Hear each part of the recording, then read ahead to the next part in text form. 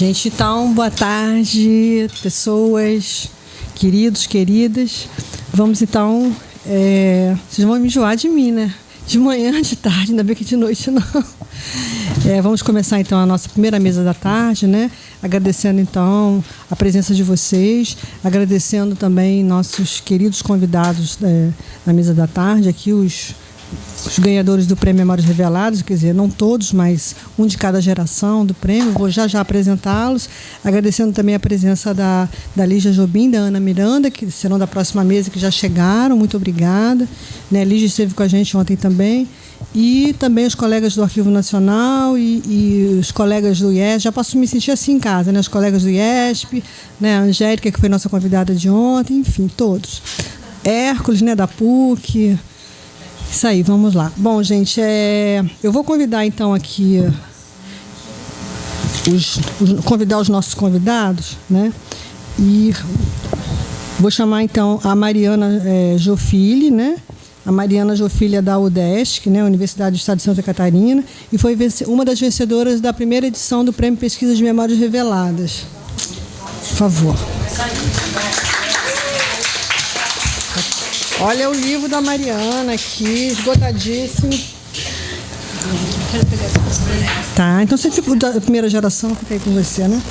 Convido então a Joana Cortes, né? Joana Cortes, ela é servidora da TV Cultura, desculpa, da EBC. Da EBC, uma das vencedoras da segunda edição do Prêmio de Pesquisa Memórias Reveladas. Com seu livro também esgotadíssimo aqui, Dossiê Itamaracá. Aí você fica com os livros da segunda geração. Vão ficar para mim sobre. Não, senhor. Não, fica para mostrar. Isso. Já está esgotado.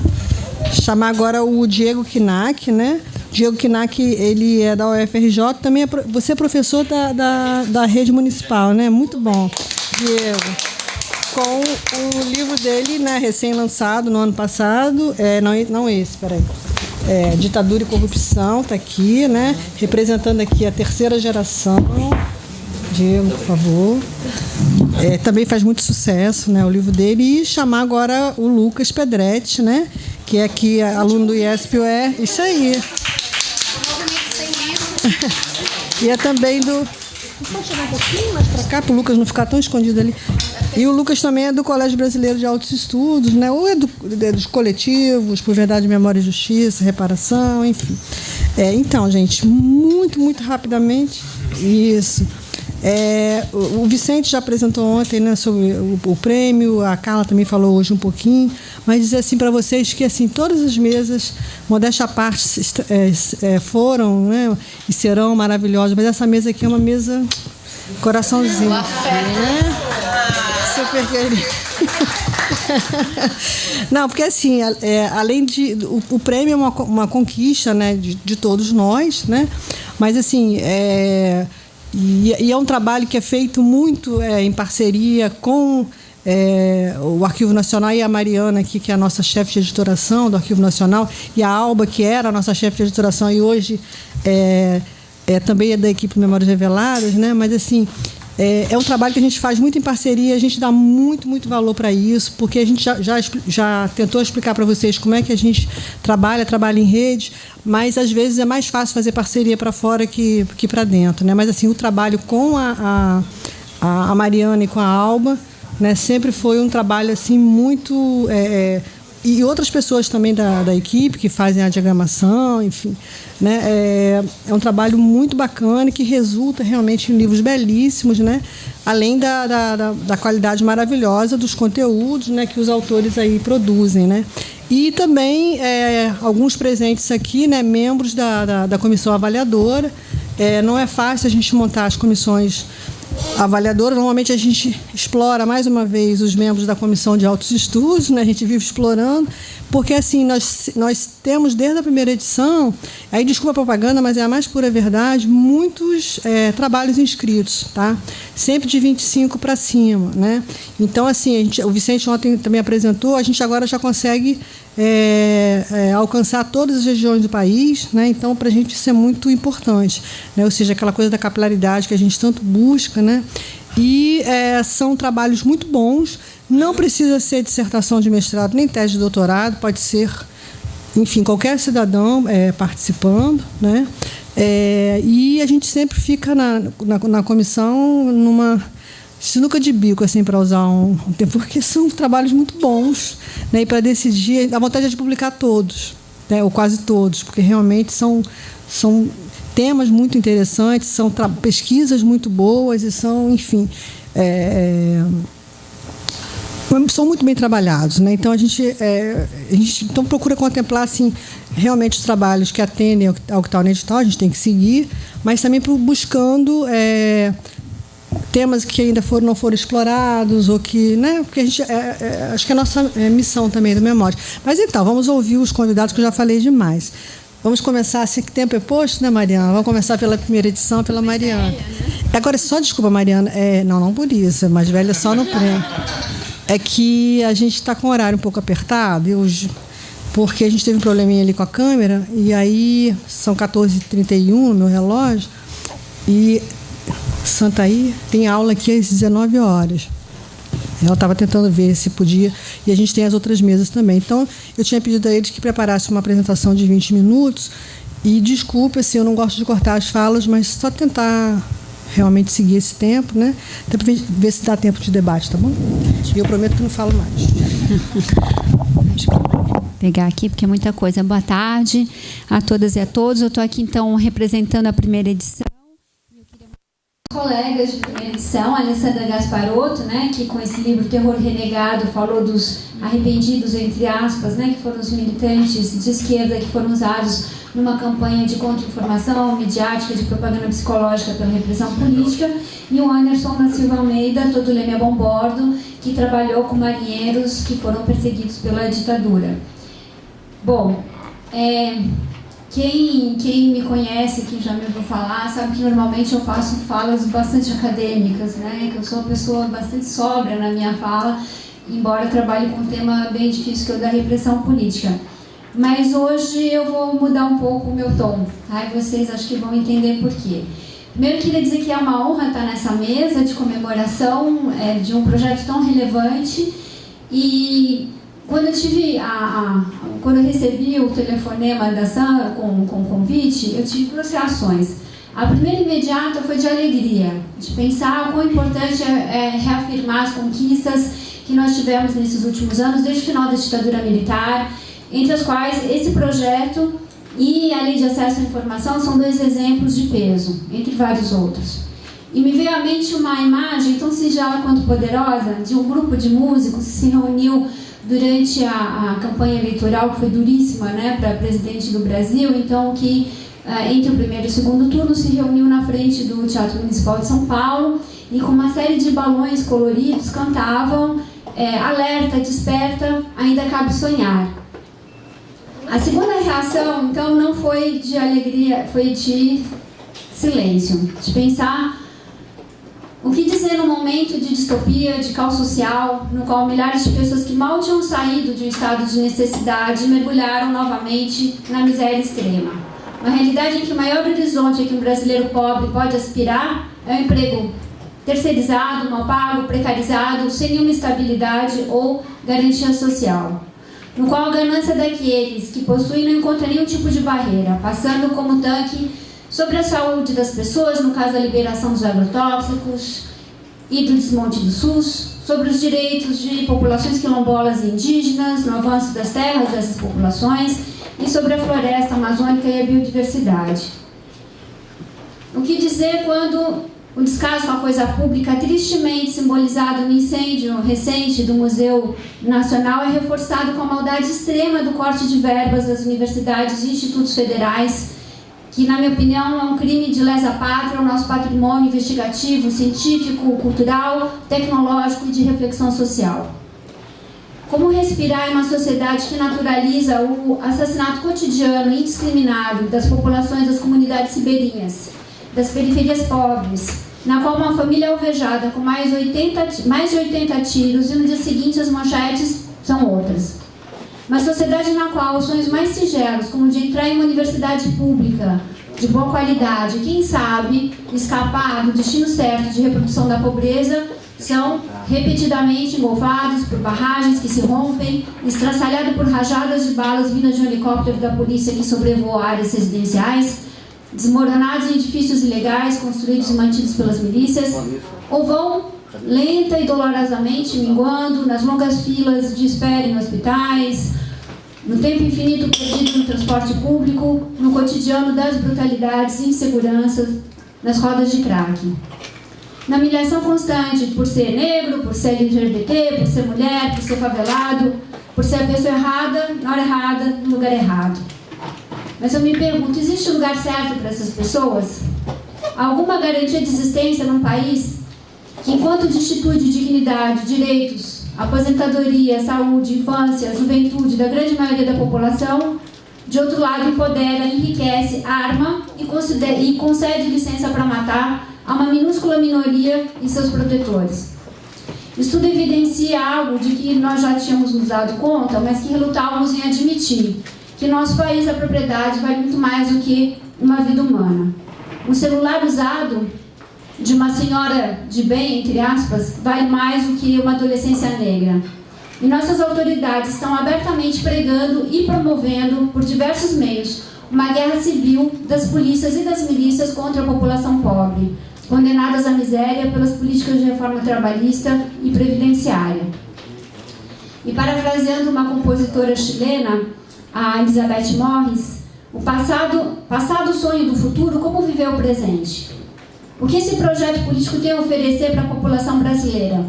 Internação compulsória, encarceramento massivo, cura da própria sexualidade, trabalho em condições análogas à escravidão, velhice desprotegida, aniquilamento.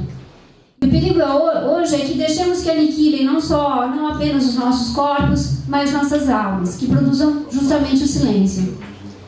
As mazelas nacionais vêm de longe, né? não são recentes. Da ditadura militar para a atualidade, embora nós tenhamos progredido em muitos campos, produzimos como sociedade uma das maiores populações carcerárias do mundo. Um crime organizado, potente e alastrado pelo território nacional.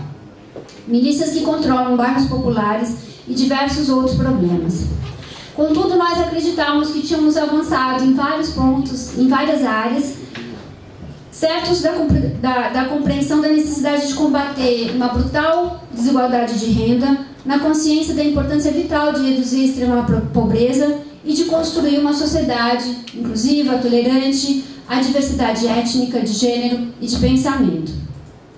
Recentemente, porém, e eu conversava com a Alba sobre isso, parece que nós acordamos mergulhados em uma espécie de um pesadelo, no qual a violência armada é estimulada no campo e na cidade por nossas próprias lideranças políticas. O país e suas riquezas são despudoradamente oferecidos ao governo estadunidense em desrespeito gritante à nossa soberania. A terra, que era redonda, se aplainou, e não se ouve mais os gritos desesperados da nossa natureza sobre a catástrofe ambiental que nos espera na próxima curva. O ódio à intelectualidade, à cultura, às artes, a tudo que nos faz seres pensantes e irrequietos, seres que questionam, indagam, problematizam, aos poucos vai tentando instalar uma nova normalidade, na qual agredir física e psicologicamente as pessoas por suas convicções políticas, suas preferências sexuais, sua cor da pele, é totalmente aceitável. Na qual se toma artistas, professores, cientistas como poderosos inimigos em potencial. Nossos professores, que antes nós víamos como referência, como exemplos a seguir, agora são alvo da vigilância, denúncia e perseguição. E assim nós vamos naturalizando o exportável. E para nós historiadores vai ficando dolorosamente facilitada a tarefa de explicar a ascensão do fascismo e do nazismo aos nossos alunos. O uso da incerteza institucional como instrumento de imposição de uma nova ordem.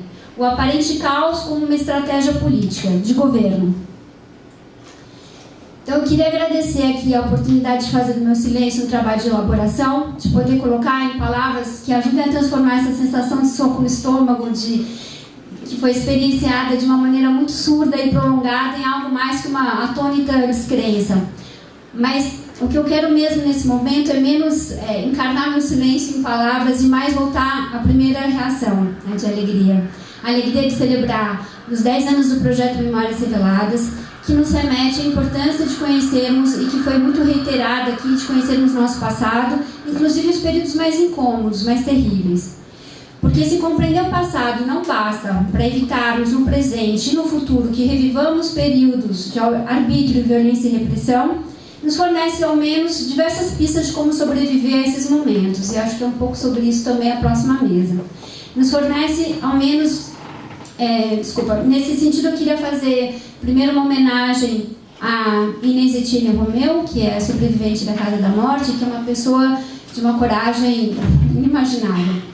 E queria evocar também algumas situações que eu menciono no livro, justamente que ganhou o prêmio, publicada na primeira edição, que é fruto da leitura de dezenas e centenas de interrogatórios de presos políticos no destacamento de operações de informação em São Paulo, extraídos em excruciantes e repetidas sessões de tortura, e que aqui e ali deixam pistas, nos permitem identificar, em meio à desumanidade das condições do cárcere clandestino, a humanidade da resistência, o que eu chamaria a contramola que resiste.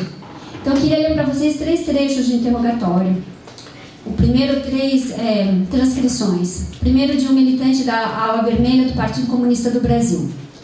Perguntado quais seriam as suas pretensões se não for a sua prisão, respondeu que continuaria na mesma trajetória política e ideológica, tentando fazer ver aos operários de todos os setores a força de que as mesmas dispunham, para fazer valer os seus direitos para melhores dias. Inquirido qual será o caminho a seguir após o cumprimento do seu castigo legal, respondeu que pretende reintegrar-se no seio da sociedade após a realização de sua meta social, ou melhor, terminar o seu curso superior, após isso ensinar aqueles que necessitam de cultura. Uma citação de interrogatório de um militante do Partido Operário Comunista. Confirma suas declarações anteriores, declarações essas que constituem a súmula do seu histórico no POC. Fê-las de livre e espontânea vontade, uma vez que praticamente todos os membros do POC estavam presos. Todavia, suas ideias marxistas, por enquanto, são as mesmas. É provável que se demova delas, mas enquanto isso não ocorrer, continuará sua luta implacavelmente contra o atual regime político brasileiro até que seja implantado o socialismo. E a terceira situação de um militante da vanguarda revolucionária, Palmares. Primeiramente, considero necessário definir por que aceita o termo organização de caráter subversivo, imposto pela sociedade e instituições vigentes. O direito de se revoltar contra uma injustiça institucionalizada é o direito mais sagrado que existe na essência da consciência humana. E segue-se um arrazoado e o militante prossegue. Baldados seriam os esforços que tentassem, pois, provar a inocência do depoente em relação a esses itens, a esses ideais. O depoente aceita, pois, a pecha, que acredita em nada o desmerece, pelo contrário, o louva em todos os sentidos. Eliminados os primeiros entraves terminológicos, passemos aos subsequentes. O depoente nega veementemente a pecha de terrorista. Fim de citação. Então, para concluir, eu parabenizo com muito carinho essa equipe do Memórias Reveladas, Então, nesses 10 anos trabalharam com muito afinco, isso foi repetido, mas nunca é demais afirmar, porque a gente sabe que esse esforço todo vem com custos, Então, acho importante valorizar, então, a Inês, o Vicente, a Alba, a Carla, mais recentemente a Sam e todas as outras pessoas, que não nomeei, mas que fazem parte do projeto, e que trabalham com muito esforço, muito afinco, para que a nossa documentação sobre a repressão política do período da ditadura militar seja conhecida, conservada, disponibilizada e acessada por nós brasileiros, para que conheçamos nossa história recente. E enalteço esse prêmio, não apenas porque que não só revela, mas estimula diversas pesquisas sobre o tema. E é bonito ver nessa mesa como diferentes edições do prêmio vão formando novas gerações, E gerações, inclusive, que nem têm necessariamente uma história pessoal vinculada ao período, Mas são gerações que tomam para si a tarefa de expandir os temas, variar as miradas, perceber novos ângulos de análise, trabalhar com outros atores políticos e sociais, novas fontes, propor outras indagações que ainda não haviam sido feitas. Congratulo, então, a todas e todos que estão aqui nesse momento, nessa construção coletiva, solidária e resistente. E se vocês me permitem, uma última citação para encerrar. Cantar porque um grito já não basta. Esfarrapados, banguelas e meninos de rua, poetas babás. Vistam seus trapos, abram os teatros, é hora de começar. Alerta, desperta, ainda cabe sonhar. Obrigada.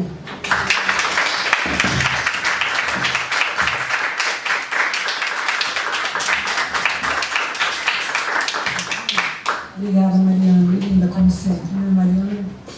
Todos, aliás. Vai matar a gente, né? Mas não de susto, mas de emoção e de tudo de bom. Então, agora, segunda geração aqui, representada pela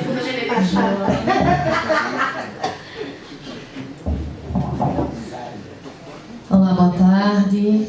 Meu nome é Joana, trago sotaque na boca de Sergipe. Estou com 38 anos, moro há 10 em São Paulo. Sou jornalista, comunicadora pública da EBC, TV Brasil, Rádio Nacional, que tem sofrido bastante, como todos nós nesse período. Estou muito feliz de estar aqui. Voltei ontem de férias, dei um jeito de estar presente nessa mesa, resistente, solidária, generosa, com essas 5 gerações, né, históricas. Aí, Mariana, com mais de 40, eu vou entregar as idades. Eu tenho 38, o Diego tem 28 e o Lucas... Nossa, não, tudo bem. Tem 25 ainda esperando aí livro, né? E o dossiê Itamaracá foi fruto da segunda edição, com mais 2 vencedoras, a Patrícia, eu não sei se fala Mac ou Mesh, Mac, com os protagonistas de Araguaia, uma história, um trabalho bem legal historiográfico, que falava aí das trajetórias, representações e práticas de camponeses, militantes e militares na guerrilha, e da minha contemporânea Pamela de Almeida Rezende, que aí pesquisou os vigilantes da ordem, a cooperação do DEOPS São Paulo e do SNI, aos movimentos pela anistia desde 75 a 83. A minha história tem a ver com uma história familiar. O projeto Memórias Reveladas proporcionou para mim e para minha geração um refazimento em relação ao silêncio. Eu sou filha de 2 ex-presos políticos, João Bosco Hollenberg Cortes e Ana Maria Santos Hollenberg Cortes. Eles são sergipanos, estão vivos. Manhã fez 74 anos nessa sexta-feira passada. Meu pai está com 72. Vieram na década... Há 50 anos casaram, em 69 caíram clandestinos na P, Nação Popular, que era um braço da Igreja Católica, da Juventude Estudantil Católica, e vieram para a clandestinidade na região do ABC, ali onde o Betinho se instalou no aparelho junto com outros operários. Mauá, Santo André, São Bernardo, a repressão aperta lá, eles vão para o interior de Pernambuco, vivem ali Caruaru, região da mata, da zona da mata pernambucana. Em 74 eles caem. Minha mãe é presa e torturada grávida, sem saber que estava grávida. Um médico que acompanhava a sessão de tortura apontou a gravidez dela. Meu pai ficou 4 anos e 9 meses preso na ilha de Itamaracá, na penitenciária Barreto Campelo, e minha mãe ficou 4 meses presa no DOPS. Saiu, ficou aguardando meu pai por 5 anos. E essa história eu sabia desde criança que eles... Minha mãe sempre falou, quando seu pai estava na ilha, quando seu pai estava em Itamaracá, mas nunca foi conversado o que se comia, como foram presos, por que da opção política. A gente, lógico, tinha orgulho, cresceu aí no final, na abertura democrática, no início, no meio da década de 80, 90, né? Não vi nada nos livros, por isso que eu perguntei ao Diego, mas na sua turma, lá na Ilha do Fundão, você dá ditadura? Lá a gente dá. Na minha época, eu tenho 38, a gente via assim, en passant, chega, corre, aí 5 rapidinho. Os conjuntos habitacionais das ruas de Aracaju se chamam até hoje Conjunto Castelo Branco, Conjunto Costa e Silva, Conjunto Médici, a Escola Costa e Silva, a escola estadual mudou de nome recentemente, assim como o Minhocão em São Paulo, assim como outras atitudes. Eu fiz jornalismo na UFES de Sergipe, fiz história na Federal por 2 anos e caí como bolsista na PUC de São Paulo, tendo que me certificar e me unir de todos os termos históricos, toda historiografia, pensar história oral, porque foram 7 entrevistas com ex-presos políticos, pensar a teoria da memória, entender todo esse lugar e saber o que realmente tinha acontecido no Nordeste, nessa ilha, nessa prisão política que só tinham presos políticos homens, na ilha de Itamaracá. Durante 2 anos, as viagens foram muitas para conversar com meu pai e com os ex-companheiros de cela deles, além das ex-companheiras, porque depois eu fui descobrir que fazia toda a movimentação de resistência para fora da prisão, como até hoje são as mulheres, né? As mães, as esposas, as filhas, que fizeram todas as denúncias, toda a formação dos comitês de anistia vieram das mãos femininas. Agora, o Memórias Reveladas permitiu, então, esse lugar de entendimento não só familiar, desse acervo de fotografias que eu sabia que existia entre esses presos políticos, de cartas que eram trocadas entre eles, então, dessa historiografia aí, mais de acervo pessoal, de acervo íntimo, que também não deixava de ser um acervo público. Mas essa era uma grande questão quando eu comecei a me debruçar, porque, mas eu vou chamar ele de meu pai ou de João Bosco Hollenberg Curso. E aí, minha orientadora, Heloísa Faria Cruz, maravilhosa, sabia. Você vai saber, vá aos documentos, veja o que eles estão, indague aos documentos, veja o que eles estão dizendo, fica lá, tô danada. Durante esse período, além do acervo fotográfico, epistolar, de história oral de depoimentos que eu coletei, eu também entrei em contato com o que existia sobre a prisão política de Itamaracá, na penitenciária Barreto Campelo, que foi aí de 75 até 1980, um pouco depois da anistia. E eu entrei em contato com a documentação de relatórios de visitas registrados pelo DOPS, pela repressão, nessa história contra Pelo, que eles hoje dão para a gente, no sentido de que a gente consegue acessar toda a história do que foi permitido nos acessar. Então, durante todos os sábados de 1977, 78, eu sabia tudo que chegava ou que estava registrado pela repressão para cada um dos presos políticos. O que consumiam de remédios e, portanto, do que adoeciam, do que se alimentavam, do que precisavam para se nutrir, do que chegava de material intelectual, jornais, revistas, material de artesanato, porque depois de um tempo organizados eles conseguiram montar um galpão de artesanato para ter a renda. E foi aí, nesse galpão de artesanato, que o meu pai desenvolveu nas artes plásticas a pirografura, quadros pintados com pirógrafo em cima de uma tela de couro, que depois foi para a Anistia Internacional, está em galerias espalhadas por todo o Nordeste, que há 10 anos eu provoquei ele para fazer uma exposição com esses quadros, e foi assim que nasceu o material da dissertação. 2012 eu encerrei a dissertação, 2013 eu já estava na IBC, recebi lá a notícia que tinha ganhado o livro, todo mundo da redação lembra, aos gritos de emoção que eu saí gritando, porque através da pesquisa a gente sabe que tanto as nossas histórias se a gente não contar as nossas próprias histórias, quem as contará e como as contarão, ainda mais num momento como esse. Mas eu sabia que é uma história de parte de homens e mulheres do Nordeste, saindo um pouco do Centro-Sul, dessa descentralização, de homens e mulheres camponeses, operárias, estudantes, enfim, poderia ser revelada e ser contada aos outros. O livro foi lançado em 2015, junto com outras 2 pesquisadoras. A gente fez uma maratona de lançamento pelo país, São Paulo, Rio, Aracaju, Recife, sucesso total de vendas, mas principalmente reencontrando as pessoas que viveram aquela época e principalmente conversando com os estudantes. Depois de 2015, por incrível que pareça, veio todo o processo de engolamento político no país, e eu fiquei muitas vezes me perguntando para que servia um livro, e para que servia tanto tempo de pesquisa, se durante uma campanha um dos grandes ícones era um torturador já morto, que muita gente, estudante, só conheceu ele a partir da campanha. Há uma semana de férias eu fui para o interior de Sergipe, passei pelas universidades públicas e uma particular, conversando com estudantes de arquitetura, semana passada isso, arquitetura, pedagogia, geografia, agronegócio e ciência da computação, e muita gente não sabe o que aconteceu, muita gente não conhece as histórias dos próprios militantes de esquerda, os próprios militantes que resistiram à ditadura dentro do próprio Estado, como Sergipe, por exemplo. Então eu precisei trazer o depoimento, e eu acho que é para isso também que serve o livro e os livros para compartilhar. Então eu fico pensando onde estão os estudantes nos eventos, onde estão as pessoas negras, e se a gente não contar as próprias histórias, quem as contarão e como as contarão. Acho esse momento muito propício. Quando a Inês e a Sami fizeram o convite, eu topei de imediato. Eu estou aqui do que nunca de falar, né? Silêncio já baixa tudo que a gente tem passado, assim. E esse lugar de fala vem em salas de aula, com conversar com pessoas em praças públicas, em feiras literárias. E nesse momento agora o livro tem muito mais interesse do que quando foi lançado. Eu peguei as últimas 50 exemplares e esgotou, já tá para ir o prelo para a segunda edição. Então, os estudantes, as pessoas mais jovens principalmente, têm muito interesse em saber.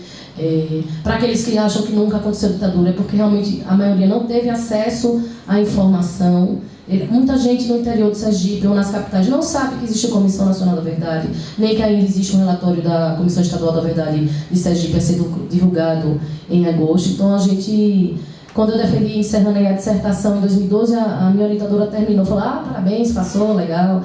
Agora é lavrar o testamento. E naquele momento eu não entendi muito o que ela queria dizer com isso, agora precisou passar esses 4 anos para eu entender. Então, eu trago aqui um viés mais pessoal mesmo e afetivo de que poder foi o projeto Memórias Reveladas na minha vida, assim, não só como historiadora, como jornalista, porque depois eu fui pesquisar a Comissão da Verdade, noticiando mesmo quando se podia noticiar na TV Brasil e na Rádio Nacional, mas só assim eu pude ouvir o meu pai, minha mãe, os companheiros de época deles falando de todo o processo de clandestinidade, de opção política, do que foi sair vivo, das torturas, de encarar a coletividade, e que só no coletivo a gente consegue construir algo generoso, solidário e consistente para frente. Então, o que eu aprendo com todo esse processo que o Memórias Reveladas me ensinou e com as pesquisas é que sozinho a gente não faz nada. Então, é se articular, é ser solidário, é aprofundar nas pesquisas, por mais que o momento, enfim, seja crítico. Agora sim, esse é o momento. Minha terapeuta fala: agora eu quero vocês assistirem, não. Agora eu quero... Então, fundamental na minha vida e na vida de todos os pesquisadores que passaram por esse projeto, né? E para quem lê, e para quem vai continuar lendo, conversando em sala de aula, nas praças, nas ruas, nos eventos, é para isso que ele serve. E eu termino assim mesmo: se a gente não contar as nossas próprias histórias, quem as contarão? As minhas, conto eu.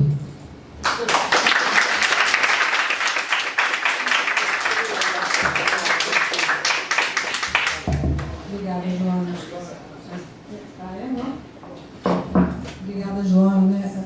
Além dessa coisa da comunicação, né? Essa potência aí de energia, de luta, Adelante. Convido então o Diego agora, né? Diego Knaik, da terceira geração.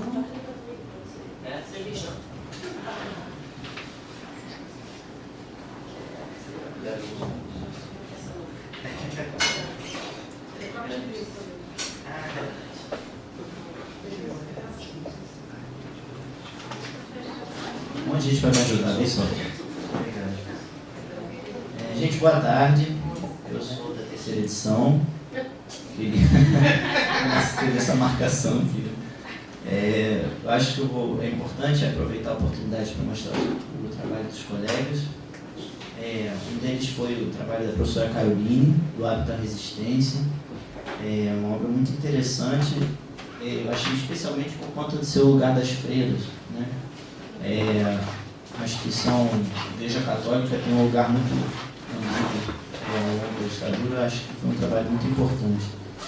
Também o trabalho do professor Cláudio, que é meu colega aqui da rede municipal. Na verdade, eu acho que ele é do Estado. Repressões militares na ditadura, né? Os primeiros unidos em quartos com a ditadura foram dentro das Forças Armadas também. Isso é algo que precisa ser dito. E junto com esses 2 trabalhos muito bacanas, também foi lançado o meu Estado de Corrupção, que foi resultado da minha dissertação de mestrado. Achei muito interessante o início da fala de vocês, porque eu acho que a gente chegou num movimento parecido, né? Como falar num contexto político como esse. E a professora Mariana falou da sensação de soco no estômago, né? E é um pouco isso que a gente está sentindo agora. Quando eu comecei a conversar com Joana, a gente acabou de se conhecer, né? A primeira pergunta que ela me fez: como é que tá, né? Como é que tá trabalhar em sala de aula? E a gente, quando encontra pessoas que pensam parecido com a gente, essa é a primeira pergunta que a gente faz, né? Como é que tá se passando? E encontros como esse aqui, além da importância do conhecimento, eu acho que eles nos fortalecem também, afetivamente e emocionalmente, como foi no último dia 15. Ou seja, a gente sai com aquela sensação de: a gente pelo menos não está sozinho nesse caminho. Então eu queria agradecer. Acho que esse é um espaço de um contraponto democrático muito importante nesse tempo que a gente vive, e que a gente tem a difícil tarefa de combater maus usos do passado, falseamentos, né? Nesse contexto adverso, acho que as ciências sociais têm esse compromisso ético, né?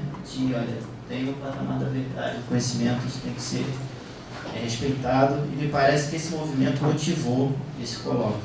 Então, eu compartilho da sua felicidade, Mariana. De forma semelhante a Joana, com relação à trajetória, né, de pesquisa, o Memórias Reveladas, esse movimento que viveu a sociedade brasileira nos últimos anos, ele teve a ver com a minha formação também como pesquisador. Eu comecei a pesquisar fundos da repressão ainda em 2009, na graduação. Naquela época era bem mais difícil, ainda tinha as tarjas. Era muito interessante, que a gente sentia quando ia no Arquivo Nacional que vocês queriam ajudar a gente, mas que era difícil porque tinha uma limitação. Então, quando aconteceu, por exemplo, a Lei de Acesso à Informação em 2011, da presidente Dilma Rousseff, foi um marco importante, não só por conta do princípio da transparência, que é basilar nas democracias, né, mas me ajudou de uma forma prática, porque foi muito mais fácil ter acesso ao acervo.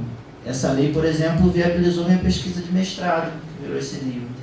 Eu pude ir lá na sala da Carla, eles me ajudaram bastante lá no Rio, e em Brasília.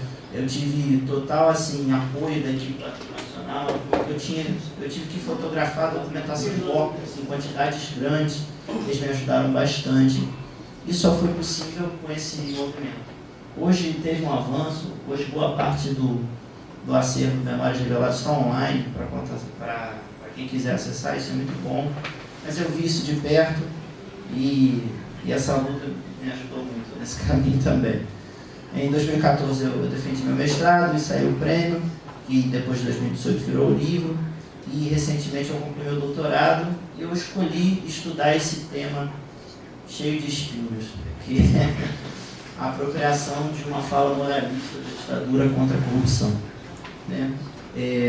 Nesses últimos anos eu busquei estudar a instalação e a atividade da Comissão Geral de Investigações, que foi a CGI, que foi um órgão criado alguns dias depois do AI-5, a partir da prerrogativa que o artigo 8º do AI-5 conferia ao Presidente da República de confiscar bens daqueles que houvessem enriquecido ilicitamente. Isso transformou-se nos anos seguintes num imenso sistema investigativo, que eu fiquei pasmo quando eu vi em Brasília pela primeira vez, que investigou milhares de pessoas, atuou durante 10 anos, e provocou 55 decretos de confisco, como eu levantei agora no doutorado. Eu achei uma massa documental impressionante. E por isso eu decidi ficar mestrado e doutorado no mesmo tempo. Eu achei aquilo, enfim, de certa maneira me moveu, né? O questionamento. Eu defendo que esse órgão ele foi criado com pretexto, né, de corrupção, mas na verdade ele foi uma espécie de tribunal de exceção. Pelo seguinte, embora os tribunais de exceção fossem banidos pela Constituição de 46, 67, ele tem todas as características de um tribunal de exceção, ou as principais, né? Ignorava o princípio do juízo natural, tinha uma justiça no país, né, que era desconhecida para a CGI, não garantia a quem era acusado de amplo processo de defesa, não tinha duplo grau de jurisdição, e as investigações têm claro ímpeto persecutório, ou seja, claramente com finalidade de perseguição política. Isso é muito claro. Eu fiz esse trabalho sem uma pretensão, obviamente, de esgotar o tema, mas que eu pudesse avançar sobre esses documentos, porque eu acho que a gente precisa conhecer esse passado. Para a nossa conversa de hoje, 3 conclusões que eu tive desse trabalho, de algumas outras eu separei aqui para a gente conversar, que eu acho importante. A primeira delas é o que eu já mencionei, é o tom arbitrário e persecutório desse tribunal. A gente precisa ressaltar isso. E aí tem muitos exemplos nesse sentido. O primeiro deles que eu gostaria de mencionar é que boa parte das ações desse tribunal sequer era registrada. A gente sabe que aconteceu por registros da defesa, que tem alguns. Ou seja, eles tinham tamanho, esses agentes desse sistema tinham tamanho de liberdade de ação garantida pelo AI-5, que muito sequer era registrado. Então tem muitas falhas, não tem esses documentos eles não têm uma rigidez na forma, nem no conteúdo. Não tem rigidez processual, exatamente. Outra coisa muito importante é que não tem, o procedimento de defesa era completamente, a comissão tinha um regulamento, teoricamente, né, uma processualística definida por um regulamento, que era claramente uma forma de de buscar uma legitimidade, né, uma aparência de normalidade num organismo autoritário e arbitrário. A pessoa recebia intimação e tinha 8 dias para justificar os próprios bens. Ou seja, eles não tinham conhecimento completo da acusação, não tinham, às vezes, nem capacidade de mobilizar uma defesa com um advogado, por exemplo, né? Os depoimentos, quando aconteciam, eram muitos em quartéis, porque esse sistema funcionou basicamente em quartéis. E a CGI poderia, segundo a legislação que a amparava, que era o AI-5, o Ato Complementar 42, investigar quase tudo sobre essa égide de corrupção. Então, havia a possibilidade de instaurar uma investigação por jogo do bicho, tráfico de drogas, prostituição. Então, esses agentes eles tinham uma liberdade muito grande de atuação e, por isso, fizeram toda sorte de abusos, né, e arbitrariedades. Outro que ajuda a gente a perceber o caráter bastante político desse tribunal são algumas das investigações que eu menciono no livro, por exemplo, as voltadas contra ex-presidentes. João Goulart foi o primeiro investigado da CGI. Celino Kubitschek teve um processo imenso. Segundo o registro do ministro da Justiça, Armando Falcão, ele só não foi punido porque numa reunião com o Geisel, o Geisel disse que não era necessário punir o Juscelino de novo. Então veja, né, o destino sobre os bens, depois da pena privativa de vida e de liberdade, é o confisco, né, a maior possível. Você era decidido numa reunião, né, no café com o ministro e com o presidente da República. Era nesse nível, né? E tem muitas outras coisas que a gente poderia mencionar. Quando as suspeitas chegavam a políticos aliados do regime, o procedimento não era o mesmo. Tem um processo muito grande que investigou o INPS, uma permuta de edifícios lá na Marginal Pinheiros, em São Paulo. E a principal suspeita era sobre aliados do Delfim Neto. E aí o processo parou, né? Justamente. Então, fora os políticos da Arena, eu continuei estudando isso depois. De qualquer maneira, outro exemplo que me veio à cabeça assim, da arbitrariedade, teve um professor da UFRJ que, se eu não me engano, é um professor que apadrinhou a COP. Ele foi muitas vezes levado à CGI e ele, de maneira assim, Coimbra? Isso, Alberto Coimbra. Ele, de maneira muito inteligente no processo, ele se comparou o que estava passando, aquela angústia que passava, ao personagem do livro do Kafka. Ou seja, ele se viu como se estivesse sofrendo o processo, sem conhecer as acusações e sofrendo toda a sorte de humilhações, um professor universitário. Outra coisa muito importante é ressaltar o caráter militar desse tribunal. Eram basicamente oficiais, no caso da CGI eram generais de exército, alguns com carreira bastante prestigiada dentro da corporação. Enfim, embora tem todo um debate sobre o caráter da ditadura, do meu ponto de vista, uma ditadura militar, e sem dúvida a CGI foi um organismo controlado por militares, ainda que tivesse a participação dos civis. Todo o processo de decisão estava na mão dos militares. Uma terceira, e não menos importante, conclusão, é que todo o tratamento autoritário dado ao tema da corrupção pela ditadura foi claramente deficiente. Isso precisa ser firmado, né? Hoje em dia, há expressivos campos, né, das ciências sociais que apontam para a importância do princípio da transparência nas investigações dessa natureza, porque não havia, evidentemente, durante a ditadura. Fora que os militares eles tinham, em geral, um entendimento muito simplório do problema da corrupção. Quando a gente lê os documentos da CGI, a gente tem a clara percepção de que eles acreditavam que eram honestos e por esse simples, digamos, fato, e se fizessem uma punição rígida, estaria resolvido o problema da corrupção no Brasil. é assustador, porque em certo sentido isso é até ingênuo, né? Mas esses agentes responderam oficialmente isso nos relatórios em mais de uma ocasião. Bom, a questão que eu quero ressaltar aqui nesse sentido é que a ditadura, que foi nascida de um golpe, né, com censura, e tendo todas as principais decisões tomadas por um grupo muito restrito, eles favoreceram a corrupção. Isso precisa ficar bastante claro. Tem outras investigações, como a do professor Pedro Campos, que mostram claramente como é que as redes de propina funcionavam desde o período da ditadura, como é que as indústrias do setor da construção civil pesada se beneficiaram desse regime e isso foi recíproco. Eu ressaltaria que o próprio Ernesto Geisel admitiu em entrevista à Fundação Getúlio Vargas que o enfrentamento feito pelos militares da corrupção foi inócuo. Vários outros generais, como o Abreu, Silvio Frota, quando deixaram o governo, atirando denúncias para todos os lados, né? E quando teve o restabelecimento da liberdade de imprensa, outras denúncias surgiram, mas acontece que, para nossa infelicidade, logo teve um processo de impeachment com ideia de corrupção de um civil. Então me parece que essa imagem ela ficou um pouco suplantada, né? Mas que a gente não pode esquecer. É importante para avaliar tanto esses documentos quanto a nossa situação hoje. Para encerrar, eu queria destacar, eu fiz questão de anotar isso aqui porque eu queria destacar que esse uso político dessa pauta moralista, né, de cunho messiânico, como se fosse salvar a nossa sociedade, que parece que tem sobrevivido hoje em dia, né, ela serviu à defesa de uma ditadura e ela serviu como pretexto para violências de vários tipos.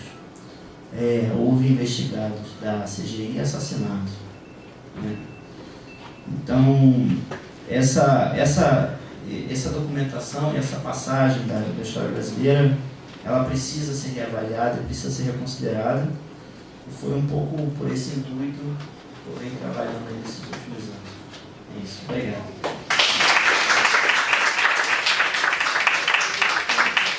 Muito obrigada, Diego. Olha só, essa carinha aí de menino, né?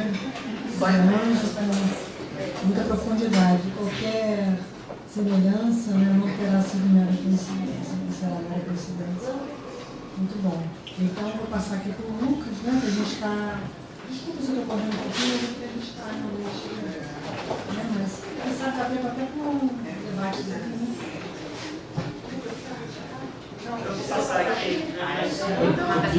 Tá, pode ser, que eu ia a participação.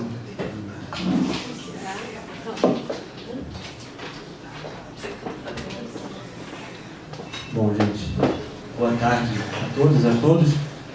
Diego, você passa um pedestal, por favor? O pedestal. Acho que todo mundo.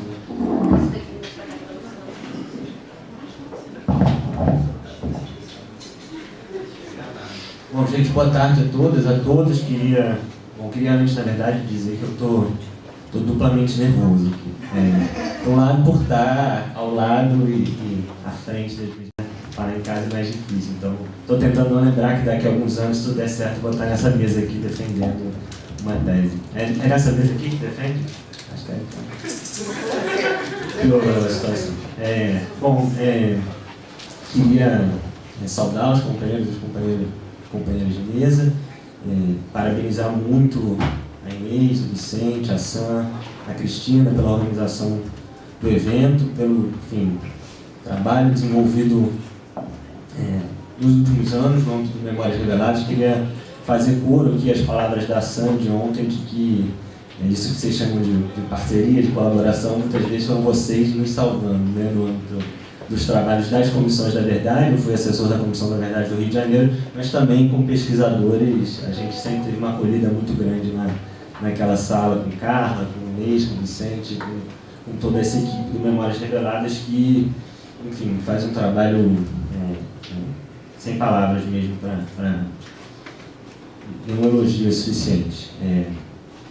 Eu vou tentar levantar alguns pontos aqui a partir da minha dissertação de mestrado, que foi uma das vencedoras dessa última edição do Prêmio Memórias Reveladas, ao lado de dois outros historiadores, colegas, companheiros, que são também outras duas grandes referências. Eu não queria queria deixar de mencioná-los também, que são Pedro Teixeirense, que, enfim, acaba de defender sua tese também na UFRJ, lá com o professor Carlos Figo, e o Marco Pestana, que também recentemente defendeu sua tese lá na UF com o professor Marcelo Badaró.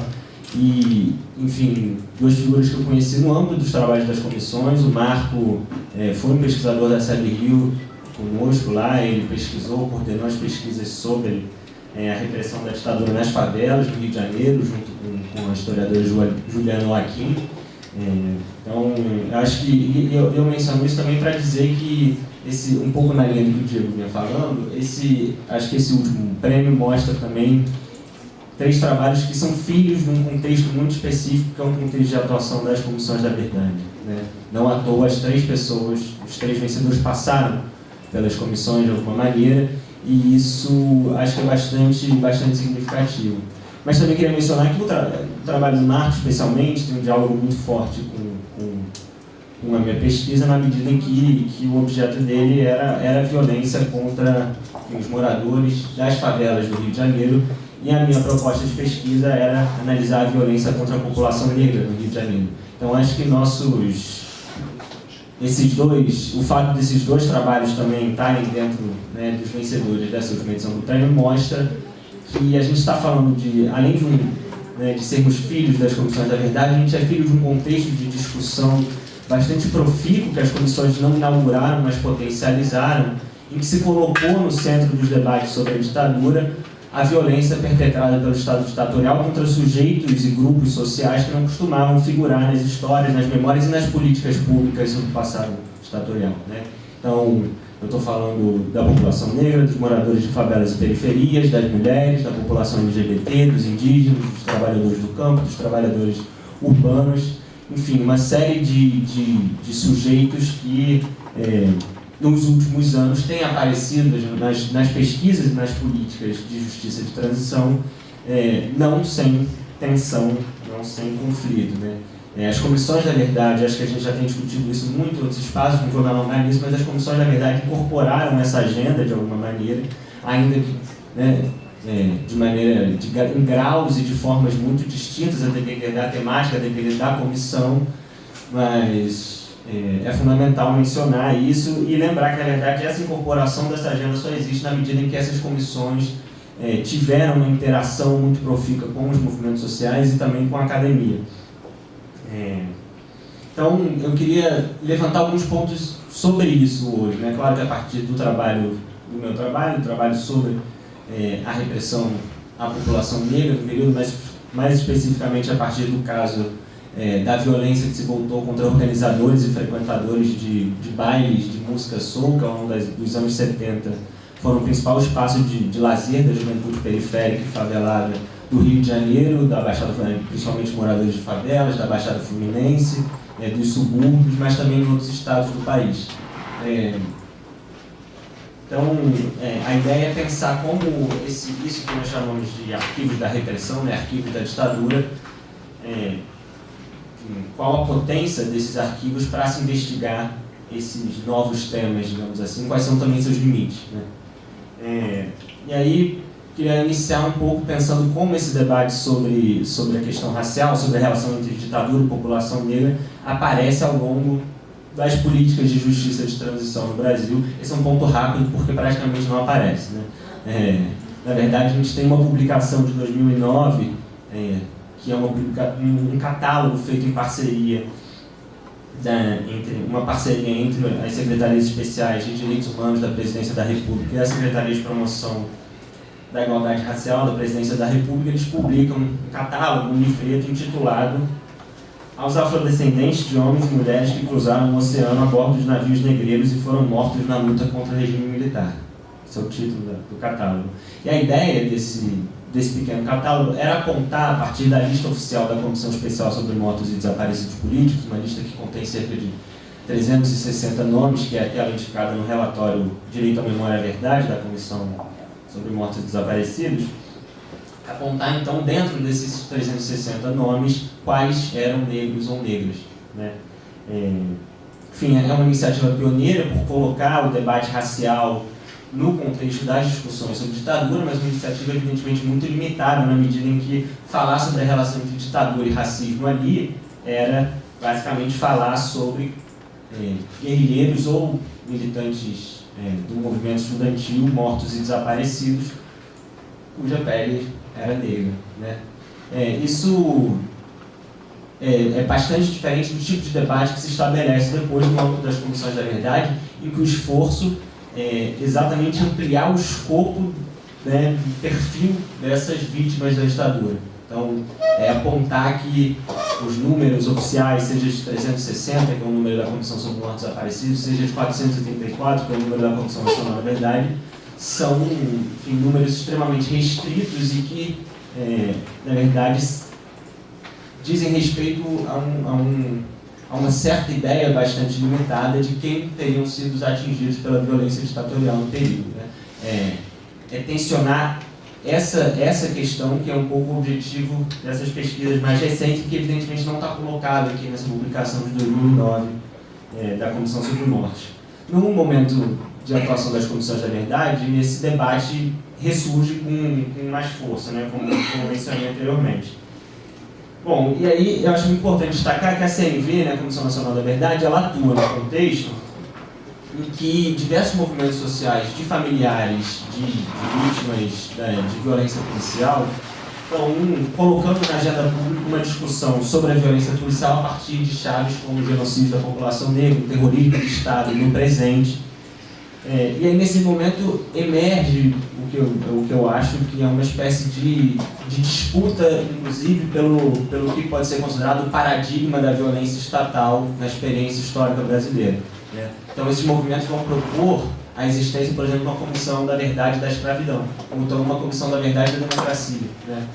A gente pode ler isso na chave dos movimentos se apropriando de um certo vocabulário da justiça de transição, mas acho que também a gente tem que ler na chave dos movimentos apontando que, não, ao falar de violência de Estado na experiência histórica brasileira, não se pode falar exclusivamente do período da ditadura. Então tem uma tensão aí, me parece. E mesmo bastante pressionada, a CNV não inclui o tema da repressão à população negra no seu relatório, nem mesmo no famigerado volume 2, né, que é o volume que, com todas as suas limitações, inclui as temáticas dos camponeses, dos indígenas e da população LGBT. Ao decidir não abordar esse tema, as críticas à Comissão Nacional da Verdade evidentemente se redobraram, se intensificaram. E, para exemplificar, eu trago uma delas, que é feito pelo movimento Mães de Maio, um movimento formado por familiares de vítimas de violência policial do Estado de São Paulo, mas precisamente naquele contexto ali da chacina de maio de 2006. E aí, em 2015, portanto, no ano seguinte à publicação do relatório da Comissão Nacional da Verdade, as Mães de Maio publicam um texto em que elas afirmam que, abre aspas, as histórias do povo negro, indígena e periférico passam em branco no documento final produzido pela CNV e que os resultados práticos das comissões da verdade sobre a ditadura, apesar do sincero esforço de alguns dos seus integrantes para ir além dos limites pré-determinados pelos donos de poder de turno, inclusive no âmbito da questão indígena, não deixaram de produzir essa lógica silenciadora. Eu fecho a citação. Nesse contexto, pós-críticas ao relatório final da Comissão Nacional da Verdade, que a gente consegue, no âmbito da Comissão da Verdade do Rio, acumular força interna para pautar esses temas, né? Então, acho importante destacar isso aqui, porque é um fato que, desde o início dos trabalhos, havia uma disputa interna no âmbito da Comissão da Verdade do Rio para que determinadas questões fossem abordadas, mas a gente não tinha tido capacidade ainda de gerar um convencimento, digamos assim, na totalidade, pelo menos na maioria dos membros, e é no contexto dessas críticas, depois da publicação do relatório da Comissão Nacional da Verdade, que a gente, então, conforma ali uma maioria e consegue dar início a essas pesquisas que, portanto, começam no último ano de trabalho da Comissão Estadual da Verdade do Rio de Janeiro. E aí a Carla deve lembrar bem disso, porque é nesse contexto que a gente bate lá no Arquivo Nacional, desesperado, atrás de documentos sobre a temática da repressão aos movimentos negros, à população negra em geral. E aí, em síntese, né, a nossa conclusão no capítulo era a seguinte, né? Bom, na visão da ditadura, dos agentes da ditadura, o Brasil era uma democracia racial, onde não existia preconceito, discriminação ou racismo. Quando ali no curso dos anos 70, começa a aparecer na cena pública um movimento negro organizado, manifestações culturais de valorização da cultura e da identidade negras, e aí os bailes estão nesse contexto. Os agentes da ditadura, os órgãos de repressão, interpretam que aquilo fazia parte de uma estratégia de desestabilização do regime, né? E por isso, então, a ditadura se volta para o monitoramento, para a repressão dessas organizações culturais ou políticas negras, né? E aí, textualmente, a gente fala sobre os bailes no nosso relatório que, abre aspas, com todo o potencial de aglutinar multidões e de formar uma consciência racial na juventude negra, os bailes soul estiveram na mira da repressão de diversas formas em vários momentos. Ou seja, o que está em jogo ali, na nossa perspectiva enquanto comissão, era a ideia de que os bailes tinham sido alvo da violência em função de uma dimensão política, ainda que em potência, né? Ainda que potencial. E aí, de fato, os documentos da ditadura, os arquivos da repressão, parecem nos confirmar que, para os agentes do regime, essas festas eram efetivamente parte de uma grande estratégia do movimento comunista internacional para criar um problema racial no Brasil, que é o que está destacado aí. Acho que o contraste dificultou um pouco, né? Eu sou péssimo com o porta, mas o que está escrito ali é basicamente... Não, pois é, não é a tarja preta, porque está iluminada. Essa amarelinha também. Pois é, enfim, mas o que está escrito na verdade, é um relatório sobre o movimento negro, feito pelo Serviço Nacional de Informações, se eu não me engano, ou pela Polícia Federal, em que eles falam lá da Frente Negra Brasileira na década de 30, e aí, quando chegam na década de 70, eles falam, tempos depois surgiu a chamada Linha Negra Americana, que através da formação de conjuntos de música soul, procurava com as apresentações musicais angariar as simpatias dos negros jovens para as causas e bandeiras de luta do movimento. E aí, o final desse documento é essa explicação incrível, que é um esquema didático da campanha de difamação da história do Brasil, que está sendo desencadeada pelo movimento negro e que poderá colaborar com as esquerdas visando a tomada de poder. É isso aí. A ditadura é incrível, vale a pena olhar com atenção. Se fosse fácil assim chegar à ditadura do proletariado, a gente já estava lá, né, Vicente? Bom, essa é uma documentação que aqui eu estou trazendo só uma parte, mas e aí eu decidi tocar essa documentação como meu objeto de pesquisa da dissertação, né?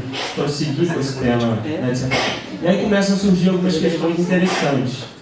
Quando eu vou conversar com as pessoas, com os frequentadores dos bailes, principalmente as pessoas que não tinham seguido uma trajetória de militância política organizada no movimento negro, eu começo a ouvir que não.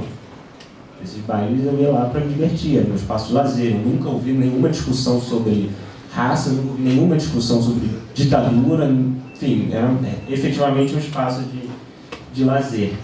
E ao mesmo tempo, todas essas pessoas, sem exceção, me relatavam histórias de violência, que eram histórias de duras da polícia, mas também prisões arbitrárias e torturas com pau de arara, inclusive, né? Isso eu acho que me obrigava a enfrentar, então, uma certa ideia, os significados da ideia de violência política, né? Da ideia de violência política. Que é evidente que a violência política é um elemento constitutivo dos regimes autoritários. De certa maneira, falar de violência em contextos ditatoriais significa falar, é um sinônimo é a mesma coisa que falar de violência política, né? Acontece que essa dicotomia, essa ideia, ela costuma aparecer no quadro de uma dicotomia, onde no outro polo está a ideia de violência comum, normalmente, né? Só que essa dicotomia, normalmente ela não opera produzindo só uma distinção analítica, ela opera produzindo uma hierarquia, na verdade, né? Na medida em que a violência política é aquela que se volta contra os que resistiram, essa dicotomia hierarquiza os alvos de uma violência política e os alvos de uma violência comum. No trabalho da comissão, nossa grande perspectiva era praticamente provar que os bailes e os seus frequentadores tinham sido também alvos de uma violência política, né? Isso poderia ser mimetizado, digamos assim, para o argumento de todos esses outros temas, né?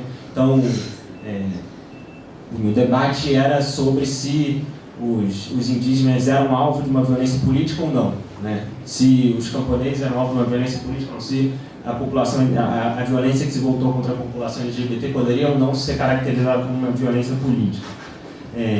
Então, ainda que me parece que a relação, o tratamento do tema que a gente consegue dar no âmbito da Comissão da Verdade do Rio, ele avance bastante em relação, por exemplo, àquele catálogo da Comissão Especial sobre Mortos Desaparecidos, a gente continua esbarrando em algum limite, né?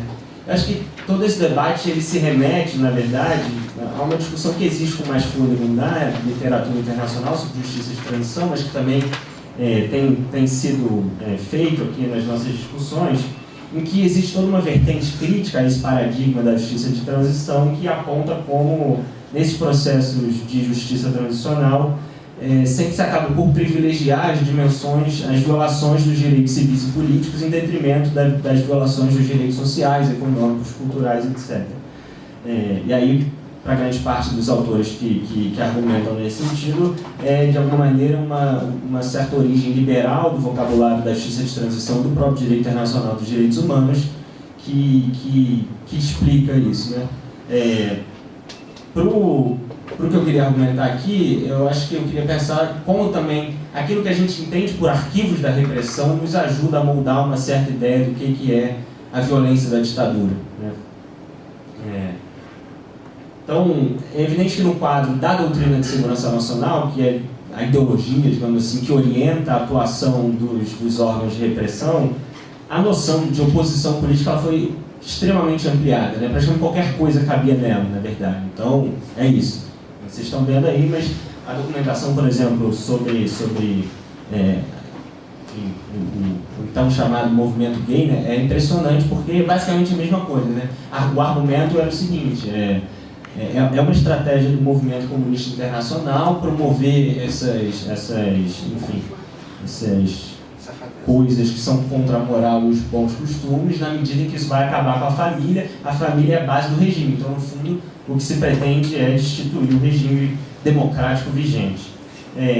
Então, todo esse conjunto documental, conformado pelas mais de 13 milhões de páginas que o Vicente apresentou ontem, na verdade tem essa característica muito marcada, né, por esse vocabulário.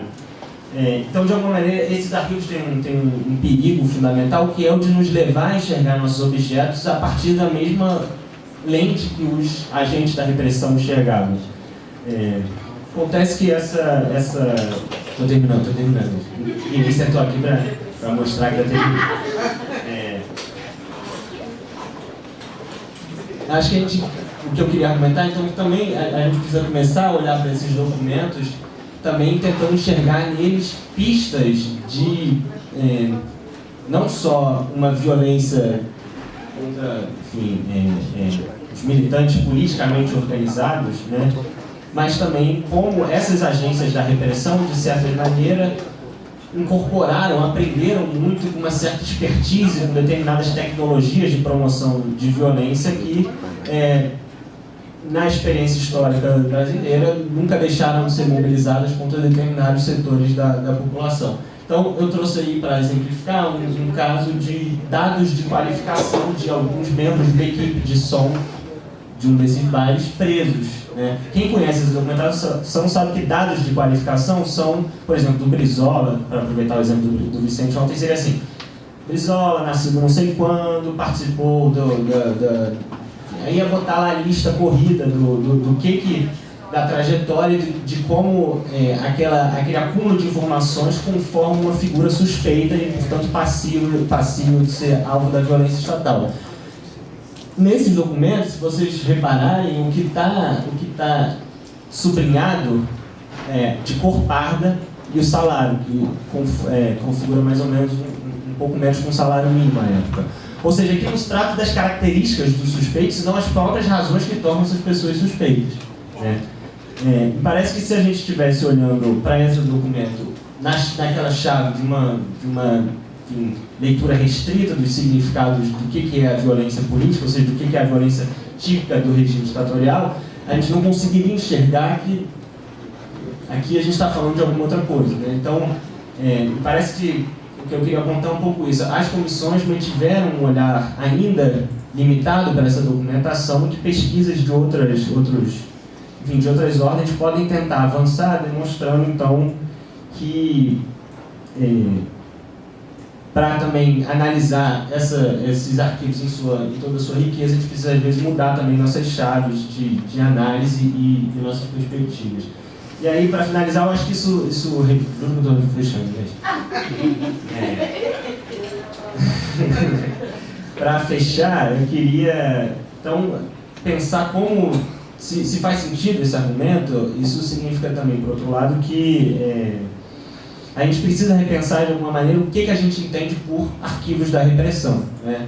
É evidente que as 13 milhões, mais que isso, né, de páginas dos documentos do SNI, das 18, podem produzir pesquisas muito ricas e eu acredito que podem, porque carregam essas pistas dessa incorporação de uma violência histórica também por parte dessas agências da repressão, mas me parece que a gente precisa também, para escapar de um certo vício que essas documentações produzem, começar a buscar outros acervos e outros documentos que talvez nos digam, nos possibilitem enxergar essa violência de outra ordem, também toda a sua complexidade. Só para exemplificar muito rápido nesse documento, também sobre o Black Rio, vocês veem que ele é difundido bem para o Primeiro Exército, para o CISA, para o CENIMAR, para a Secretaria de Segurança Pública do Rio, para o Departamento de Polícia Federal e para a Polícia Militar do Estado do Rio de Janeiro, né?